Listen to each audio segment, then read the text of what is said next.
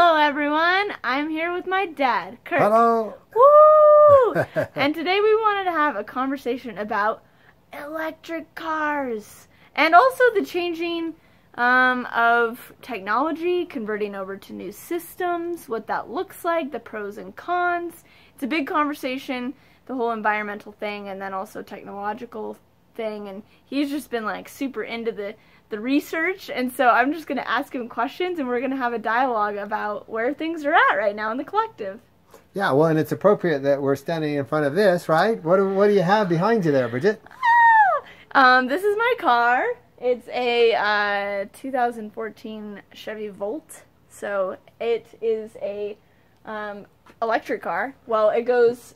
Actually, it's supposed to go only 38 miles on a charge, but it goes 41. So it's actually growing in range, probably because of some of the devices I have in it.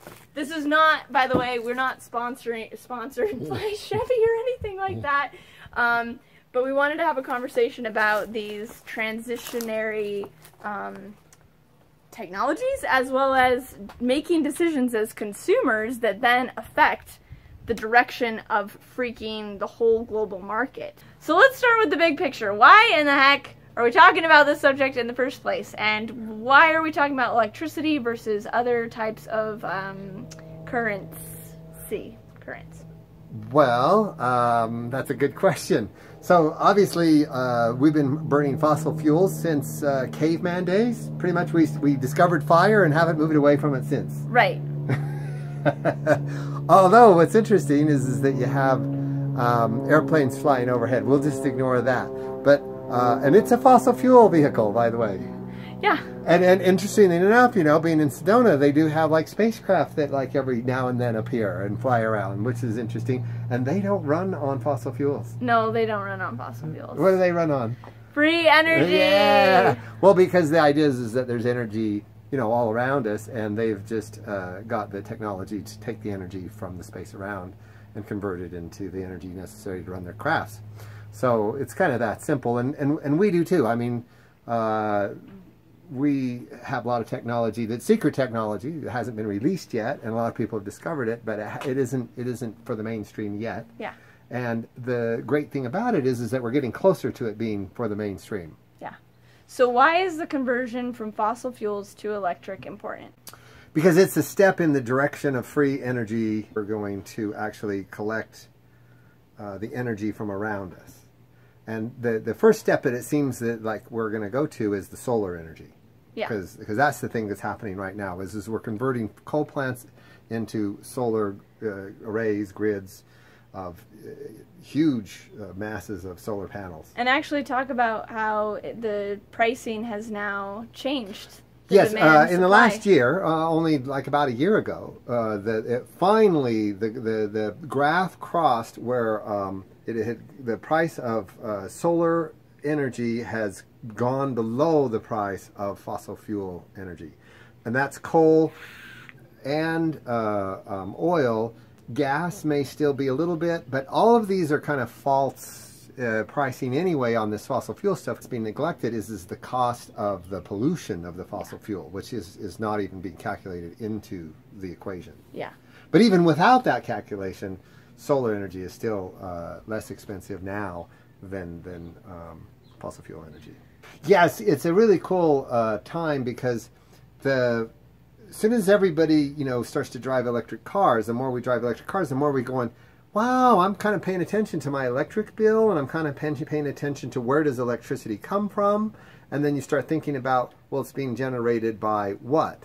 You know, solar, wind, possibly nuclear, coal. Coal has been the big producer. Yeah. But all of those things, coal and nuclear and so forth, are going down. They're shutting down nuclear plants, shutting down coal plants, and they're moving to clean, sustainable, renewable solar energy, which doesn't have any harm to the atmosphere, at least in the production of it. I mean, when I say production, I mean the solar panels don't give off any CO2s, but in the production of the panels, yeah, there is some carbon footprint to that. And the panels, depending on how they're created, the mirror ones actually like kill bats and all this crazy stuff in like Palm Desert. There's always birds, a downside. But that can be altered. We don't have to be dumb about it. So it's a good source. So now let's talk about like the idea of, okay, so we have electricity now, but then how? So electricity is cleaner than fossil fuel, no matter how you cut it. So right. that would be one thing.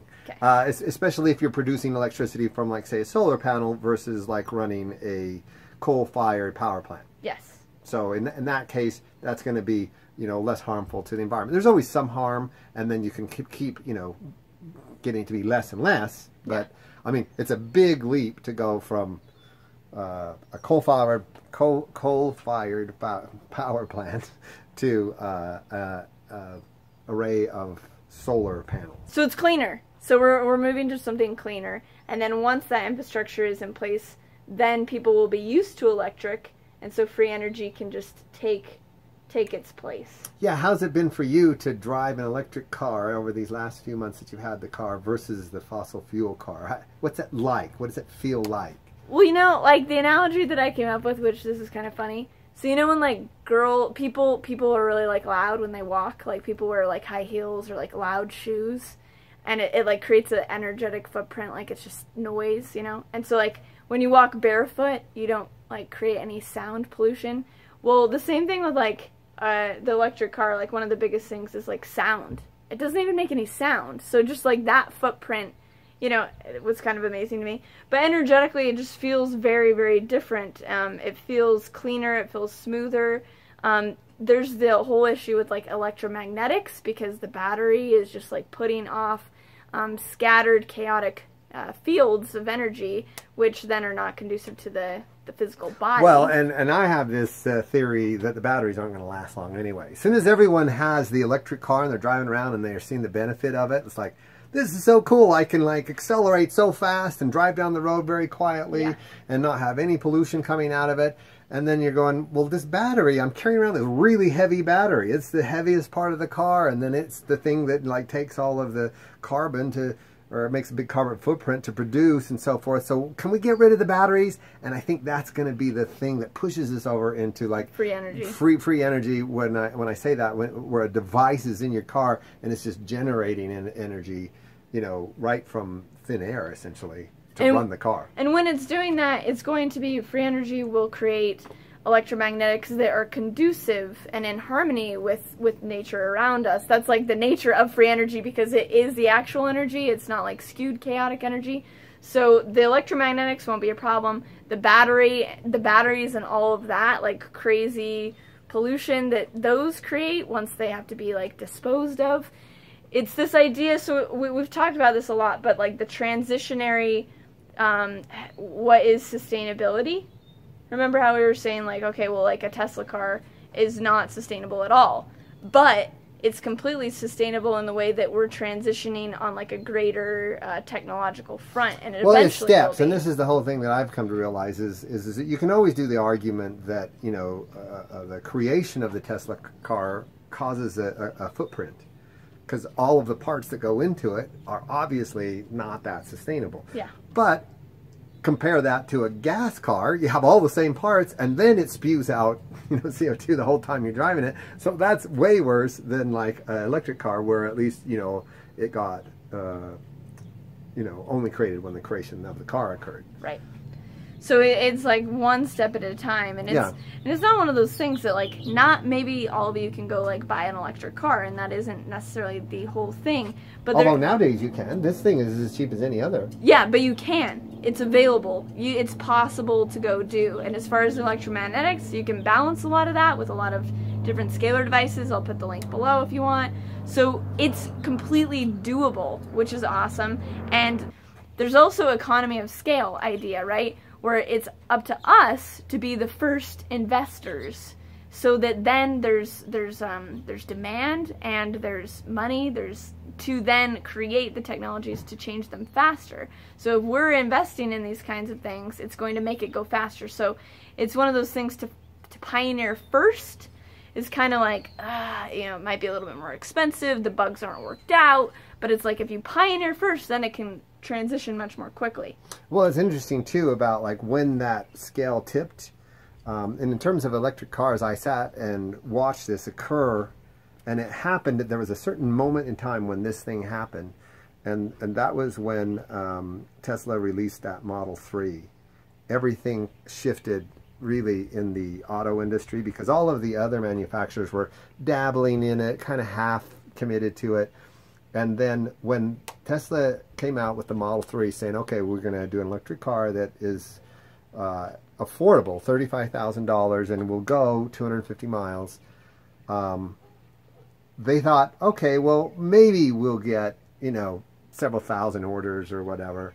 It ended up they got like 400,000 orders, and all of the car companies that watched that basically were just stunned. And they changed, all of them changed their strategy. Not all of them, well, most of them changed their strategies. Most of them that will still be in business. Yeah, well, and the others will just come anyway. So the point is that everything changed when that came out, and they could see the impact of that people really want that thing.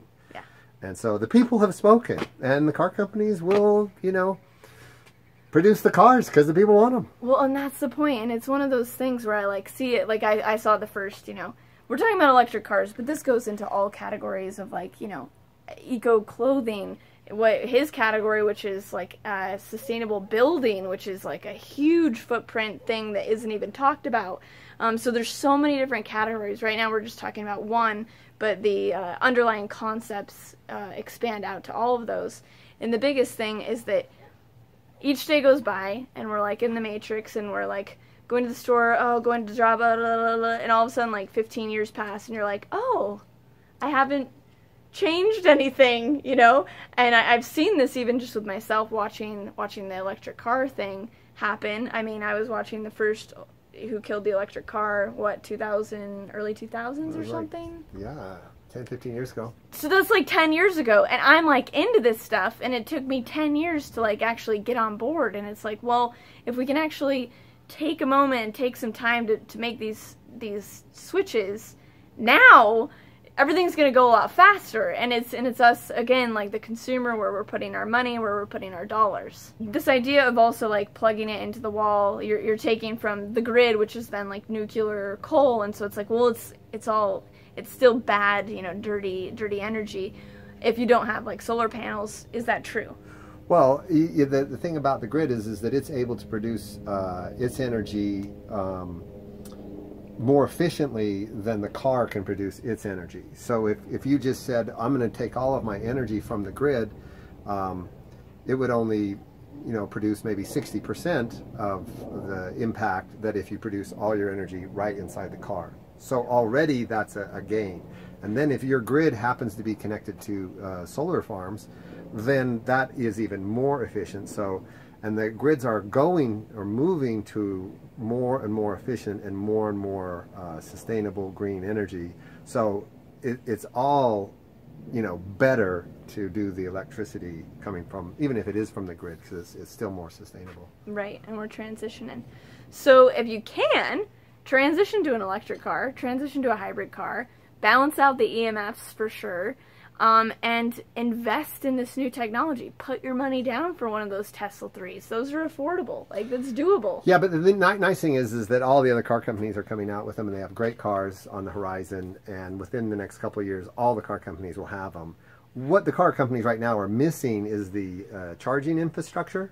And Tesla has actually realized, I must have chargers, and they must be superchargers, and they must be readily available. So just like it would be a gas station, and Tesla has solved that problem. All the other car companies are just asleep on that one. So that's why Tesla has such a big head start on these other ones. By the way, and the Tesla stock is now worth more, that company is worth more than General Motors or Ford. I couldn't believe that, you know, that's an amazing statistic. Well, and it just proves that it's like, I mean, I talk about this all the time, but it's like, dude, if you're living your mission like Elon Musk, you can create massive change. Just Elon Musk alone has we can say has really changed the whole car market. And still that, well, I can't buy an electric car. I get it totally, but remember, they're still getting down in price. They're still becoming affordable. Is that there's other things that you can do to reduce your fuel consumption. Like there's certain mechanisms. I just did a video with Arcturus Raw that I'll put up here in the next week or so, that he talks about one of his systems that reduces the fuel intake by like up to 40%. So there's ways that we can reduce our footprint even if we're still using fossil fuels. And of course there's things like carpooling and doing all those kinds of things as well. So there's lots that we can do. And I mean, it's a big conversation, and I'm going to do a video on like the top 5 ways or something to reduce our footprint, because the car is one of them, you know, fossil fuels is one of them, but there's so many other things like cows, housing, all these other things that we can do, that we can think of those things, that we can like totally take steps towards, but this is one of them. So it's just like one step at a time. So this is the car step. And anything else? See ya. Just have the plug here on the wall, so we're just gonna go ahead and plug it in. This is what. How often do you do this, Bridget? Every night. Yeah. Yep. It's just like plugging in a freaking cell phone. So, and ideally, right now we're transitioning house stuff, but ideally we would have solar panels so that it would all be running from alternative energy and not taking from the grid.